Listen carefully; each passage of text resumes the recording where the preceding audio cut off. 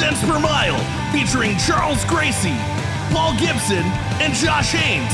Everyone knows the trucking industry has issues, but most people are afraid to talk about it. Someone's got to do it. With loads of recruiting and marketing experience and backed by the largest driver audience in the world, we deliver carriers the driver perspective, find solutions, and help make sense make sense. Thank you for tuning in to Cents Per Mile. I'm your host, Charles Gracie. And I'm your co-host, Paul Gibson. Hey, I'm Josh Haynes. What's going on, guys? What are we talking about today? We're talking about recruiting tips, tricks, and things that you might not have thought of. Yeah, we're going to talk about a lot of different things that, I know Charles has implemented, being over Hot Seat and some stuff that I used, and some of our guests, things that you might not have thought of that can help push your efforts a little bit more. But that being said, the normal intro stuff we got to do.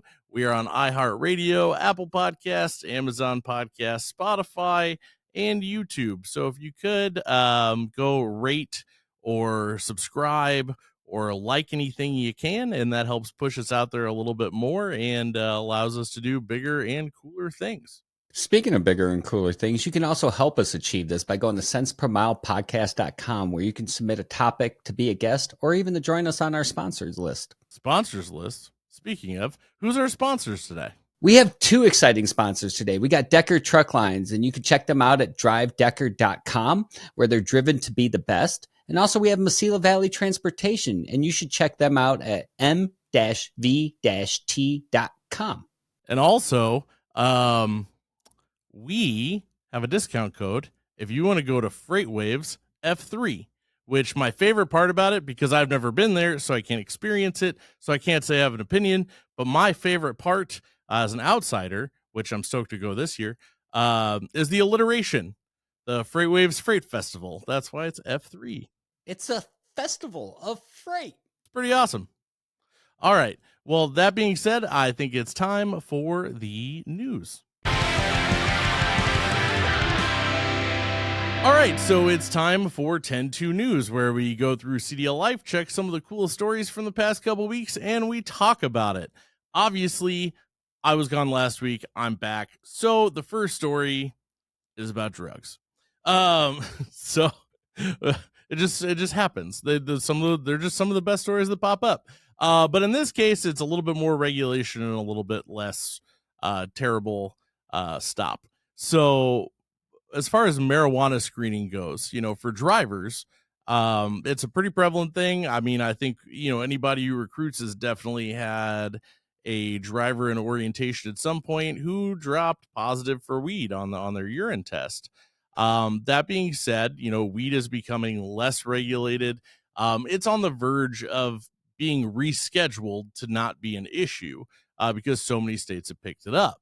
That being said, the DOT has came out and said that even if it gets reclassified, they will still make that an issue. Like you can't drive a truck and drop positive for weed.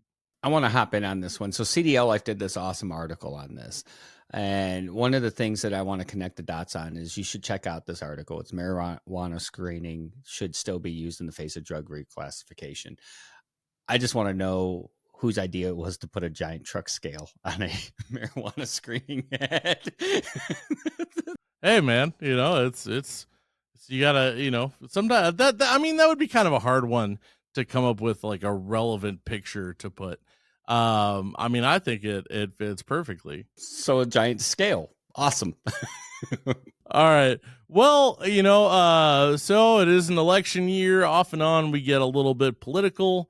This isn't so much political, but it definitely has to do with Washington and will eventually probably turn into a conversation about how nobody up there does anything.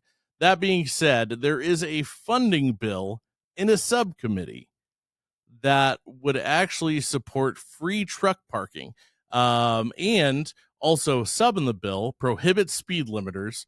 And it would basically essentially THUD, which is the Transportation, Housing, and Urban Development, they would actually give a giant grant to create free truck parking and possibly make it illegal for companies to charge for truck parking, like a premium. I wonder how that affects Truck Parking Club. Like their entire model is built off paid truck parking, and now there's about to be a bill that says you can't do that. And there, it's over 200 million is what the bill allocates. But that's where it comes down to: is anybody up there going to do anything? It's just like drivers getting access to bathrooms. It's a no brainer, but everybody's, too busy doing whatever they're doing.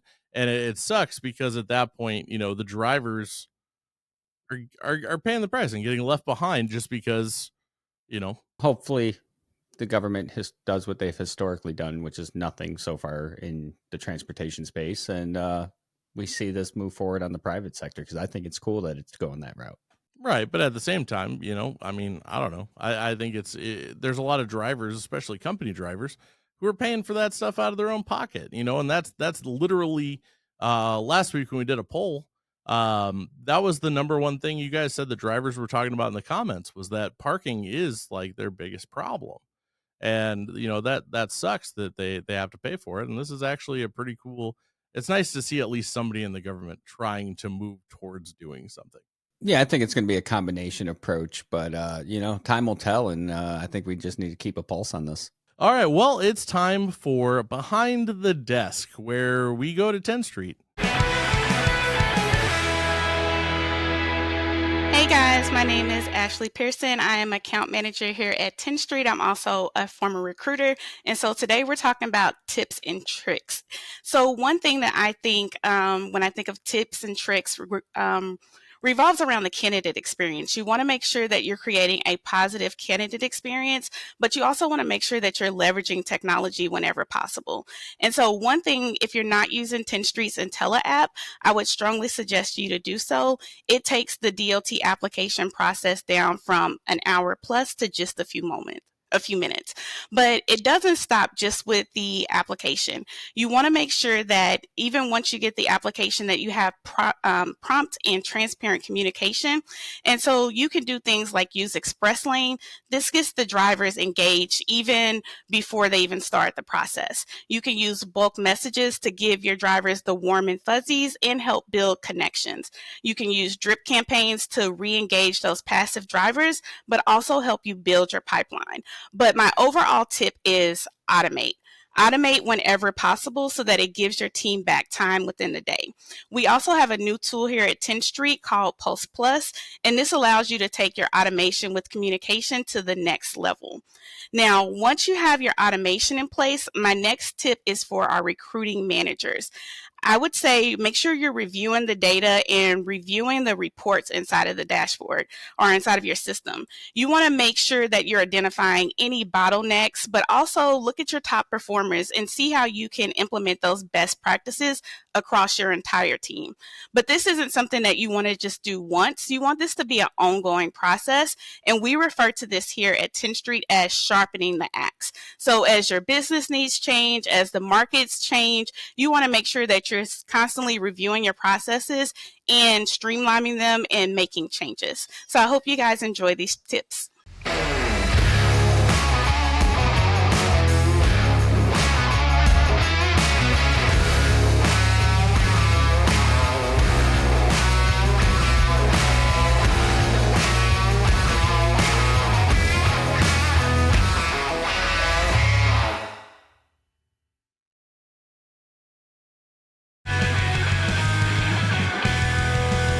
All right, so it's time to make sense, and our main topic is driver recruiting tips and tricks, and maybe some things you might not have thought of, maybe some interesting things.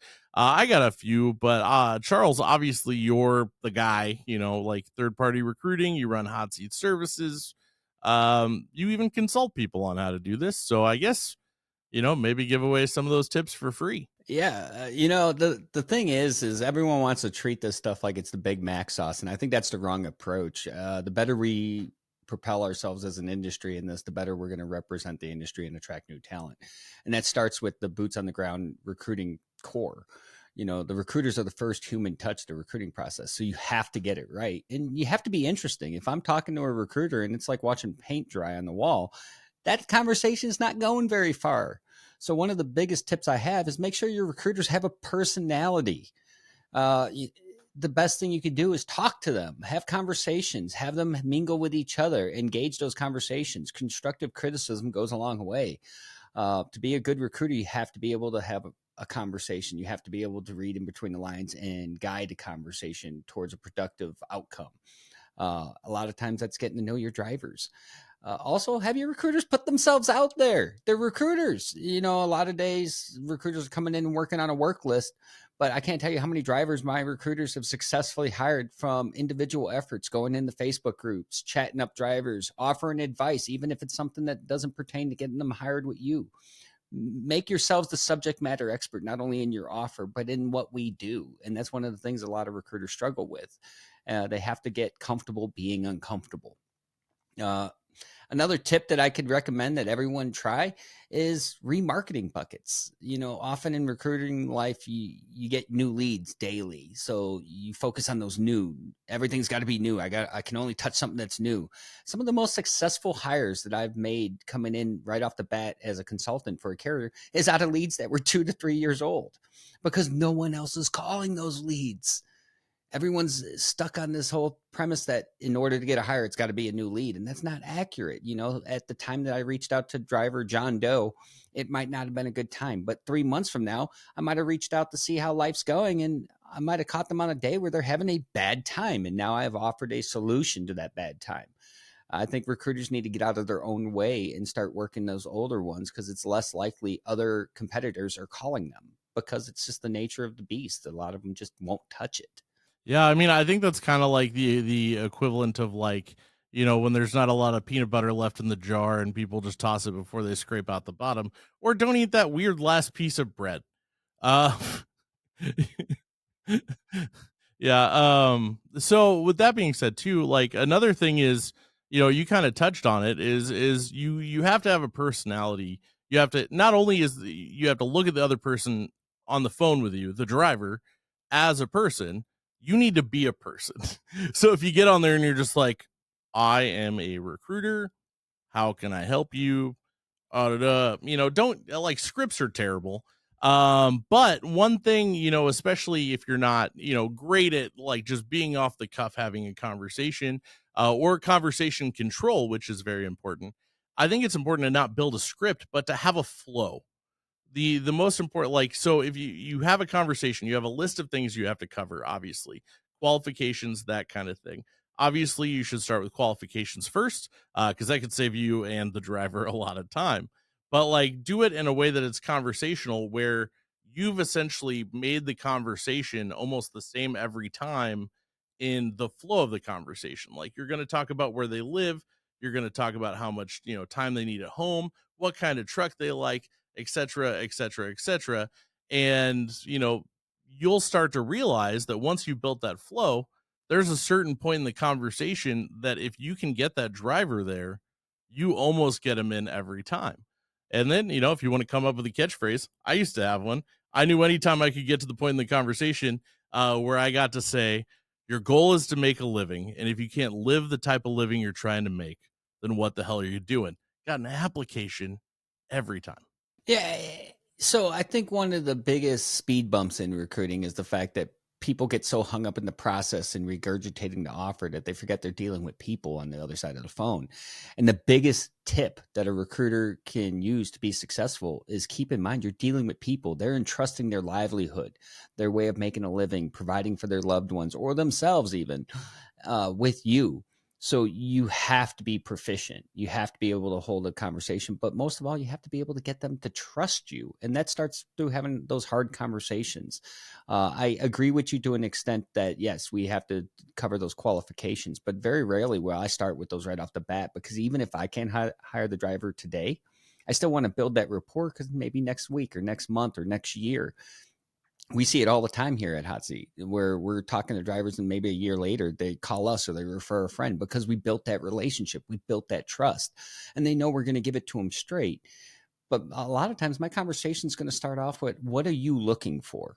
If that doesn't align, I don't need to know if you're qualified or not. I already know it doesn't match. Well, I feel like that counts under qualifications, because it's whether or not your company is qualified to help that driver. Speaking of companies that are qualified to help drivers, we have our first guests. Who do we have, Paul? We have Jen from NFI. She's one of my favorite people. We go way back, and we're going to be talking to her about this and see how she feels about it. I know that she has experience with students all the way up to experienced drivers firsthand. So how's it going, Jen? Great, Paul. Good to see you again. Good to be here with everyone. Thanks for inviting me. Is this an opportunity for me to tell a funny story about my interaction with you, Paul? Absolutely. So this is like a full circle moment because, feeling a little bit nervous to be on this show and thinking of the first time I ever met Paul, I was like, and I'm going to date myself, with Cindy Brady. I was like Cindy Brady she had her big moment on this trivia game show. And all she did was flip out and like concentrate on her red camera and just zone out. So if I don't do that today, like I did when I first met you, and I did that when you wanted to do a video with me to talk about driver recruitment and how CDL training. If I don't do that today, it'll be a full circle moment. There definitely were a lot of Ricky Bobby jokes. She didn't know what to do with her hands, but she does know what to do with recruiting, though. So hey.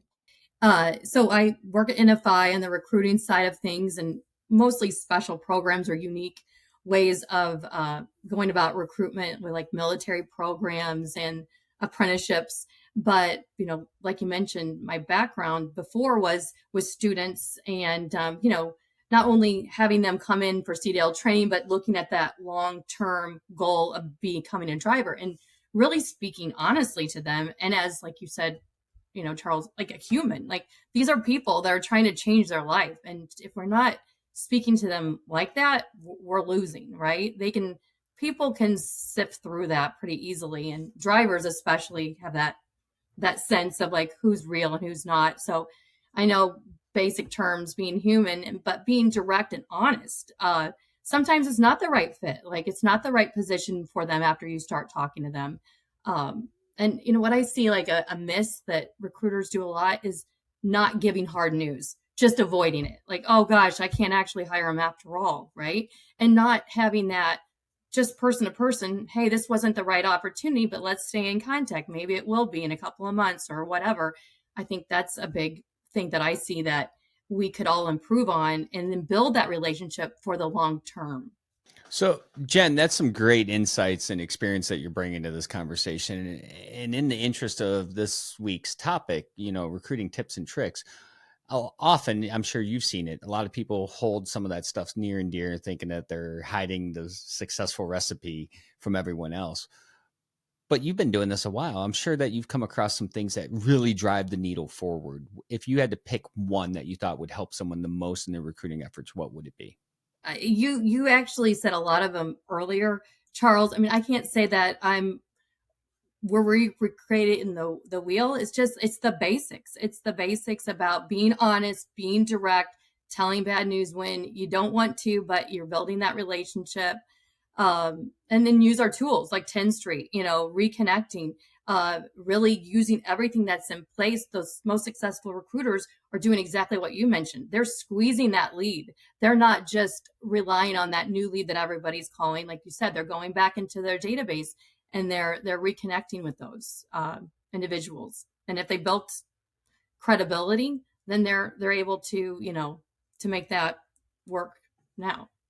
And you have to build credibility. You will fall on your face as a recruiter if you can't build credibility. People have to buy into what you are selling. In order to do that, they have to buy into you. And in my personal experience, I've seen a lot of people fall short because they invest so much in the regurgitating the offer. They don't invest in their own social skills. Absolutely. Absolutely. And that's a great topic to represent. Like, I think, some of the old time recruiters are like, they're just set in their ways and they're afraid to look outside. They're like, again, not just like big platform for Tenstreet, but they have a lot of training mechanisms in place. And there's new tools that they're always coming out with to help engage meeting them at the place that they are now, right? Recruiting maybe 10 years ago looked a lot different than how it is now, and how you're reaching them, like through video calls or through, the text messaging, pulse features. It's definitely the best recruiters are continually training themselves up to what's the best new strategies. Shout out to Craigslist and Truck Stop magazines. Yeah, well, hey, Jen, if someone wanted to get a hold of you guys over there and see what you have to offer, what's the best way that they can find you guys? Our website, NFI Industries, and look for job opportunities. It'll get them right to driver opportunities. It's a great platform where they just put in their area of where they're looking. Not only, obviously, we're talking about drivers today, diesel technicians, and our distribution side too. Jen, before you go, one thing we always ask our first guest is a specific question. And, so we always ask everybody that's the first guest, who's your favorite person on the show? That's a Sophie's choice moment. I don't know if I can do that. But. But there was a but. I do have a sweet spot for the bleach blonde. So, all right, would I have won if his hair was still blue? Yes. Dude, I'm like 5 and I'm like 8 and 2 or something like that. I'll take it. Thanks, Jen. Okay. Thanks, guys. He's catching up. Mesilla Valley Transportation, founded by truck drivers for truck drivers. Why choose MVT? Well, it's simple. I started off as a driver. Now I'm managing routes. With MVT, the sky's the limit. Balance is key. State-of-the-art equipment, a strong focus on safety, and a family-driven company culture where respect and hard work are at the core. Mesilla Valley Transportation, where we care about you. Join our family today. All right, well, that was awesome. Obviously, we love Jen. Great lady. That being said, it's time for our second kind of variant topic.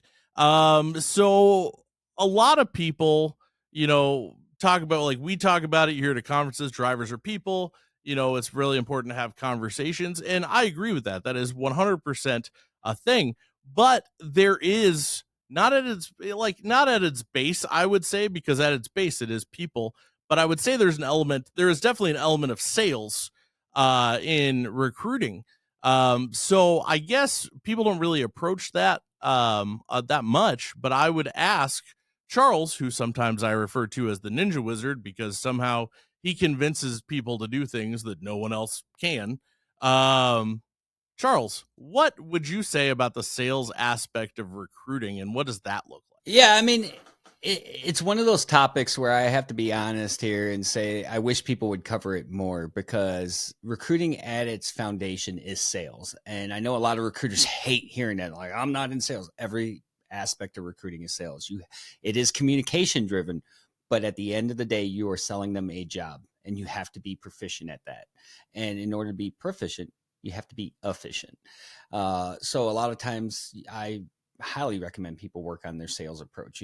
Half of the books that I read and ingest are going to be sales driven. I'm always looking for new techniques. I remember the first time I started doing that, it was early morning. I was at the carrier side, and I was reading a book called Doesn't Hurt to Ask. And the whole premise of the book is asking questions over making statements to encourage open-ended conversations, which, as we know in recruiting, are critical to success. You stay away from yes or no questions. I had a driver decline my offer, and I deployed one of these techniques I learned in this book, and it worked.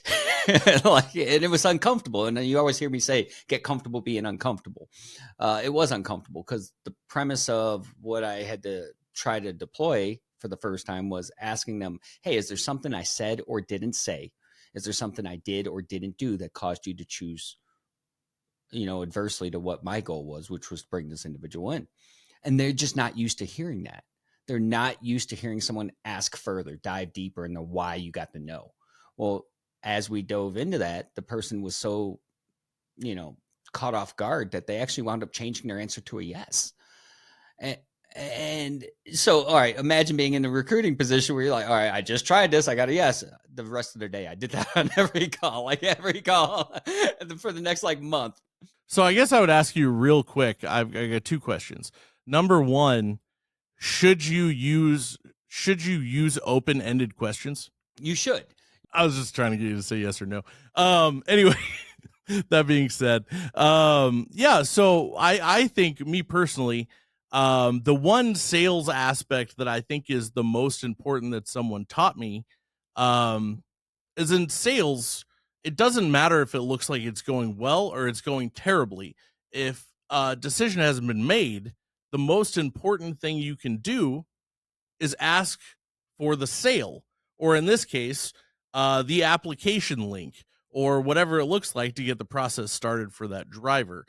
Charles, in your experience, how important is that? It's up there, but I think a lot of times people get stuck on one of those aspects, and I think it's more of a list of things that you're trying to achieve. Like, one of the things that I like to do is I like to find out what I'm up against. So early in the conversations, I'm asking, hey, who am I competing against? Like, what other offers have caught your eye? So I can combat that early on. I want to know, all right, why do you like this offer? Because if it's something I have, then I now know that's a talking point. But if I never got to that point where I know that conversation's needed, I might just glaze over it and not realize that that's critical to that person. So I think people need to have those conversations and be willing to pivot rather than follow the path that's been laid out on some sell sheet somewhere. So you worked at Arca Express and you came up with a little thing while you were there. I guess I always wondered too, is like when the conversation does go south and that driver, because we've all dealt with like disgruntled people who like all of a sudden get really angry because the job isn't something. Did you ever tell a driver to go truck themselves? No, I never told a driver to go truck themselves, but that was one of my best early marketing ploys ever. Well, next week is marketing, but right now we have another guest. Who is it, Charles? We have my right-hand person from Hot Seat Services, and I thought of no better person to bring on to talk than somebody that's had it from different angles. So we have Christine Colley, the Director of Recruiting for Hot Seat Services. Hi, guys. How are you? I know, big shoes to fill coming in on that, but I thought it was accurate depiction. It's no secret. Anyone that knows me knows I run at 120 miles an hour, and yet you manage to keep up every step of the way. What we're talking about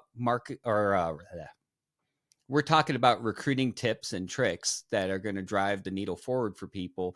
In your experience, what are some of those things that are most important to you? So there are a few things that I have as far as tips and tricks go within recruiting, and a lot of them go back to both the recruiting end of things as well as the management end of things, because you get to see both angles there. My first and foremost, while it may sound somewhat useless and common sense, I would definitely say to be a resource and to be knowledgeable about your industry. Your job as a recruiter is not just to give them lane details. Your job as a recruiter is to be a resource for everything that driver needs. I may not have a job for him today, but I may be what gives him the answer for how he gets back into the industry. I may be the answer to help point him in the direction to complete his SAP program, to help him find where he needs to go for driving school. That's going to do a couple things for you. One, you've become a resource for the driver. He's going to save your number. He's going to call you when he has another question. He's also going to give your phone number to other people, because you're not just there to tell him about a job. You're there to tell him about how can I help you today. And the tone of the conversation should always be, how can I help you? Not what do I need you to give to me? Absolutely. Couldn't agree with that anymore. And I'm just curious, where did you learn that? There have been a few things along the way. I've had mentors that have definitely coached, developed, given me feedback. Some fantastic partners that I worked with when I was on the carrier side. Not to give a shameless plug, but Hot Seat has definitely been a great partnership throughout that helped me on the carrier side to help develop and coach my recruiters into some of that as well and to change that direction. And also to help push on that communication. So you rely on your network with that. It's not just you yourself, it's other people in the industry, other voices, drivers, carriers, vendors, recruiters. You want everyone's input in that so that you can have a dynamic conversation and make yourself stand out with that driver instead of just being a monotonous recruiter that makes you blend in with the pack. You want to stand out, but you want to stand out for the right reason. Well, and so one of those things that we've taught our recruiters over here is how to stand out. We've even gone as far as doing social media classes where we've showed them tools and tips and tricks on how to put themselves out there, how to put their offers out there, how to go out there and source a little bit on their own while building that brand and trust using social media. So tell me a little bit about your experience in that. So social media is fantastic. While we're great with getting a driver on the phone, we're great with having that conversation. We also live in a unique time where there are multiple forms of conversation, and a phone call and a voicemail are not your only option. You want to send a text message, you want to send a pulse message, you want to send an email, but you also want to be a person, and social media can give you a different platform to do that, where you can engage with him one-on-one, where you can have the opportunity to have a conversation that makes him feel like he has a connection with you, where you can talk about the job, but you can also, see a little bit of what he's had going on. Use the tools you're given, So his social media presence is just as important as yours. Yeah, you hear me say it all the time. Like, hey, if you got a toolbox, use all the tools. Carpenters don't come to the job with just a hammer. Well, and I think there's a side note to that too, that also if you're struggling to get millennials and Gen Z, fun fact, we hate phone calls. Figure out a different way to talk to us. Every driver has a love language. I tell my guys that all the time whenever we're working through different ways of communication. Not every driver wants to talk on the phone. Not every driver is awake from 8 to 5. Driving is a 24-hour-a-day experience. So you really have to understand the dynamic and the demographic that you're talking to, that you're communicating with, and that you're trying to help. Sometimes they need to talk to you at 8 p.m. at night instead of 8 a.m. in the morning. It depends on how their freight is loaded, how they're planned, where their dispatch sits, when their home time is. You have to be respectful of their schedule. So if someone wanted to get a hold of you, this is where you get to plug yourself, and either find you to help them find drivers, or a driver wanted to apply, how would they do that, Christine? You can definitely reach us on our website, hotseatservices.com. There's a great link for email, or you can give us a call at 1-800-407-3530. Awesome. Well, thanks for coming on Cents Per Mile and sharing some of your insights. Thanks so much. All right. Well, that was a lot of, there was a lot of good stuff in there. And I'm pretty interested to see if anybody actually goes and uses it. Yeah. But like all good things, it has to come to an end. So I'm going to leave you with this. Don't be boring. Don't be scared to stand out, and know your stuff. You need to be the subject matter expert of everything that you're supposed to be. Yep. It's just like, standing out is huge. I remember at RTI, we made those commercials, and I did all the goofy stuff where I was in the back of the truck, and drivers used to say like, "Hey, can I talk to the fat guy in the back of the truck?" And I'd be like, "It's me, man." And they'd be like, "That was funny." Anyway, that being said, I think it's time to go. Well, thanks for tuning in to Cents Per Mile. I'm your host, Charles Gracie. And I'm your co-host, Paul Gibson. See you next time.